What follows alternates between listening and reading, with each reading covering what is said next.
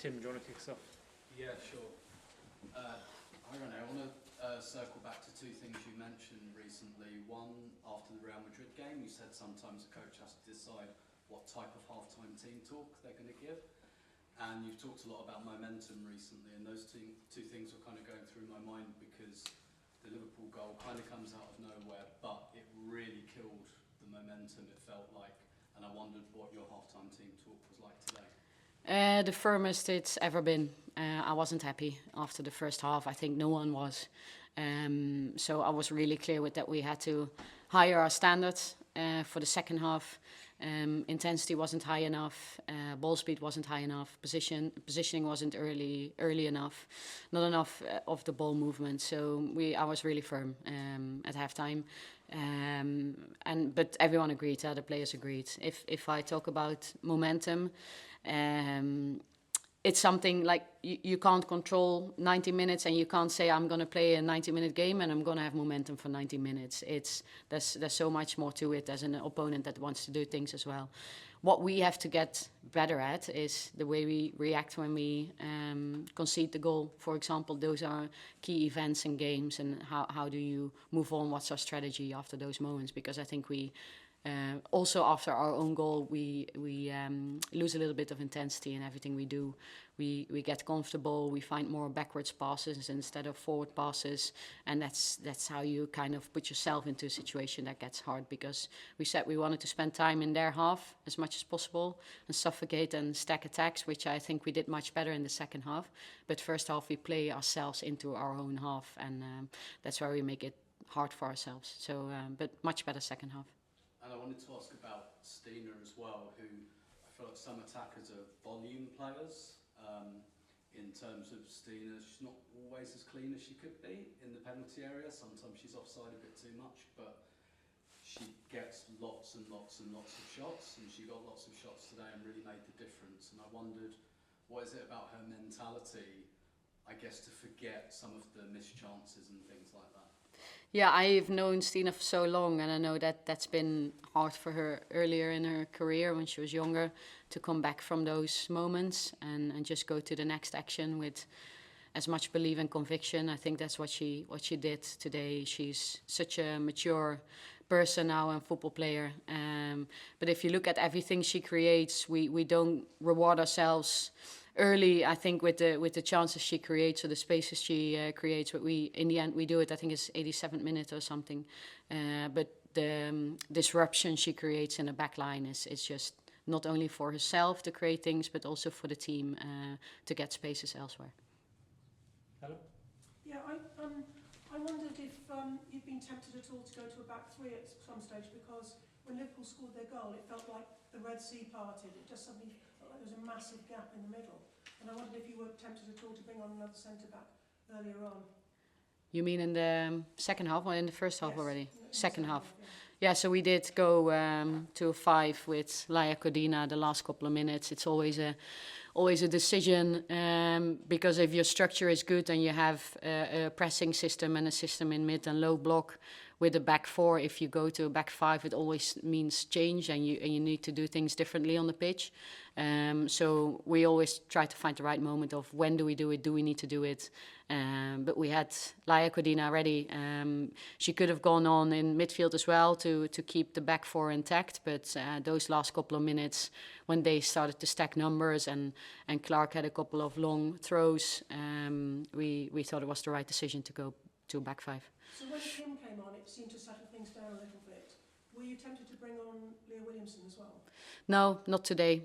She was in the squad. She was there to get back into a matchday routine and for her leadership in and around the team. But we never planned for her to get minutes yet. So the first minutes will be against Twente or Everton as it stands now. That's exactly what I was going to ask you. So she could come on against Twente? Yeah, as it stands, yeah. So she's still getting back into the team training. She's done a couple of 11v11s now. So we just have to find the right moment. Is it Twente or is it Everton? Or, if things change, then things change. It could be later, but that's what we're aiming for. Yeah, sorry. Hi, Renee. How important was it to get the win today, even if at times you must have been a little bit frustrated? Yeah, very important. This is the last block of 2025, 5 games, and we were absolutely aiming for 3 points here at home. It's the last game at the Emirates for this calendar year. I was relieved at the end because I didn't think we performed well today, especially not the first half. So in the second half we create chances, but we struggled to get the ball into the net. So I was just relieved at the end that we got the 3 points. We deserved the 3 points because I think we concede very little, and we have quite some shots today and shots on target, and we stack attack. So I think we absolutely deserved the win today, but it didn't come easy to us. So the emotion I felt after the game was relief today. I just wanted to ask you about your young goalkeeper as well, because obviously she's sort of thrown into this today and she's got a bit of a run of matches. How was she feeling afterwards and before as well? You mean Anneke? Yeah, I think she grew into the game really well. It's not easy. It's her first competitive game for Arsenal at the Emirates in front of so many fans, and but she did well. I think, like I said, first couple of moments maybe, but then we stabilized that really well as a team, as a backline together with the goalkeeper. Now I'm happy for her because she did well for Wolfsburg when she played there at the end of last season.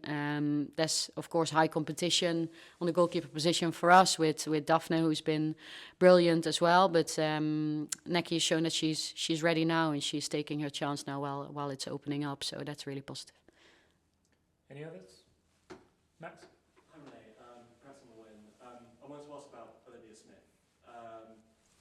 First of all, played on the left today, as she did against Real Madrid, having predominantly played on the right before then. Is it quite useful to have a player who is so direct that it gives you that sort of, and I know sometimes you change the wingers mid-game as well, in previous games. How helpful is it to have a player who is not only direct and a real goal threat, but also obviously with level of flexibility because they can play on both sides? Yeah, really good. We have with the 4 wide forwards now with Chloe not being available, but we have Bet who can play on the left and the right as well.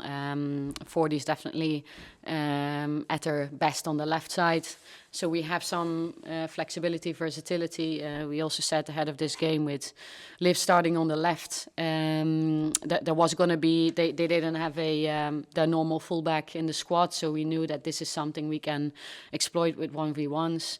And Beth has really good crossing quality when she plays on the right side. So, but we always, like you said, that they could change in game. And second half when 40 came on, I think she brought so much energy. And then Liv went to the right, and that's why she's more 1v1s going on the outside rather than going on the inside for shots, but going on the outside for crosses. And it's such a pleasure to have such a player in the squad who can do so many different things for you. And on her goal as well, I mean, it's quite similar to the one she scored against LCL, in that she picks up the ball and she's surrounded by 3 defenders, and you think, well, there's nothing on here, and she manages to produce something amazing. Obviously, she's one of the younger players in the squad, but it almost seems to me like, just in spite of her age, she's almost leading by example in some ways, by the way she's really taking on responsibility in the game. Yeah, we needed sparks in the first half. We needed players that were gonna make something happen and take responsibility and do something to get the rest of the team going. And I think Olivia, like you say, she's a young player, but she did that by her actions, not necessarily but with being vocal and leadership and those things, but with her actions, the way she plays her game, the way she tries to make things happen, that inspires the rest of the team. So yeah, that was really positive. And I think the game changers coming on for us in the second half, they all did that for us as well. Thanks. We'll leave it there, guys. Thank you. Thank you.